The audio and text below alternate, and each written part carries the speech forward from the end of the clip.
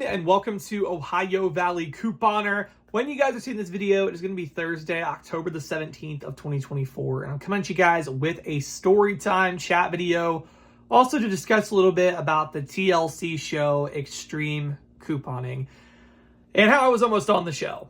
Yes, but we're going to get into that in just a little bit.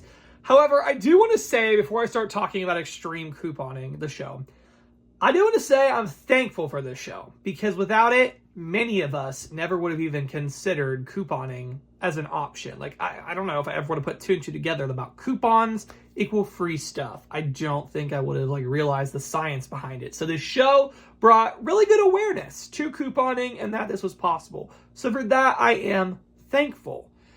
However, this show, in my opinion, has also caused a lot of harm to the coupon community and to stores and to manufacturers and to couponers alike. The rules really tightened because of that show.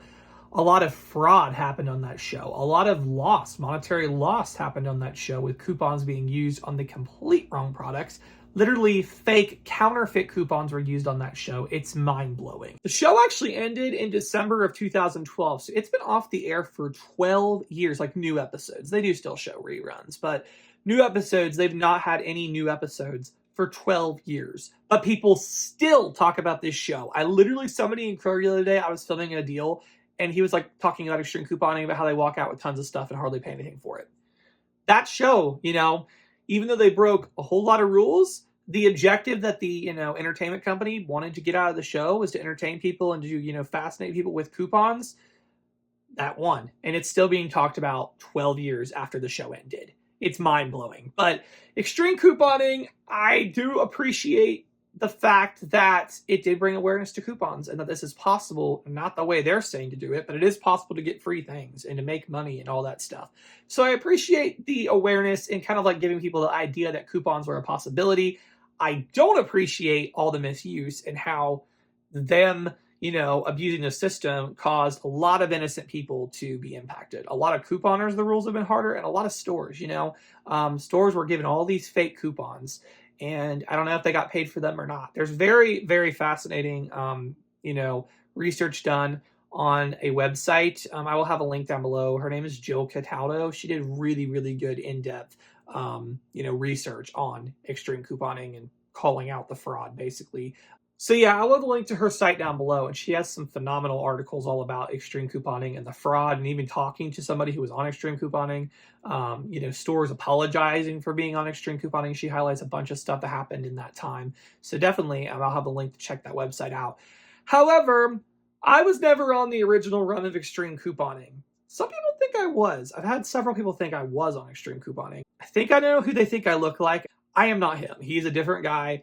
Lives in California, or lived in California. I was not on extreme couponing. I mean, he was a teen, so I see why maybe people thought it might have been me. I can confirm it was not me. But anyways, extreme couponing, it ended in 2012. They continue to show reruns, and people loved it. I mean, people still talk about it, like I said, so much so that extreme couponing, I don't know if it was going to be called extreme couponing, but the same exact people who made extreme couponing were looking to reboot the show. After 2020, after the pandemic and all of that, they were looking to reboot the show. Anyways, though, they were looking to get this show started, and they actually went through and contacted a ton, probably 90% of all the couponing YouTubers at that time. Because I remember being in a group chat, and a bunch of us were like, oh, we got a contact from, the extreme couponing people or whatever, wanting to have an audition. It was insane. It was insane. We were all pretty stoked about it, because this is really cool that we've been recognized and that we could possibly be on a TV show. And so it was a really exciting, big deal. And so I spoke personally with a producer, and we talked about, having an audition, things like that. They were going to have auditions. We all were going to have auditions and do a Zoom call or something, and be, had very strict requirements. They wanted it to be a certain way. As far as wanting the background to look a certain way for your audition, not for the show, for the audition. So it was pretty crazy. I was trying to think of ways what I could do to best showcase, because basically what they want you to do is to really pitch why you would be a good fit for the show and just show how extreme you really are about couponing. That's what they're doing. That was what their point was.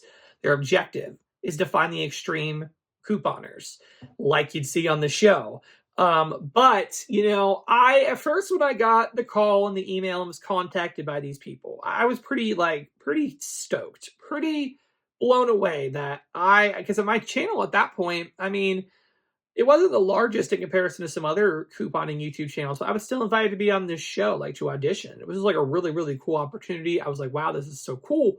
But the more I started to think about it, the more I realized I didn't think this is something that I wanted to be associated with because, yes, their history in the past of what they did by bending the rules, but it didn't seem like this time they were going to do any different the more I read. So, like, I got that list of like the requirements I would have to do for the audition, but then they also had questions like, how many store cards do you have to get extra of deals? And just like things like that. A lot of questions, not so much about couponing like we do, but more of like how to make it more extreme for TV. And to me, at that point, it felt like they were not trying to show like how people can really save during these crazy times with inflation.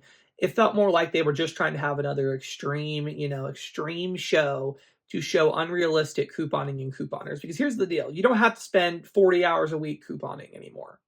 Really, you never did, but some people did spend that long. You don't have to do that. Go to YouTube, watch a couple of videos, go through your rebate apps. It doesn't have to be this huge drawn out thing. But is that interesting enough for TV? But for producers, probably not. It's more interesting. It's more captivating for an audience to show a promo of them putting, 500 things of toothpaste in their cart than to show saving 50% on your grocery bill. That's more TV worthy, I guess.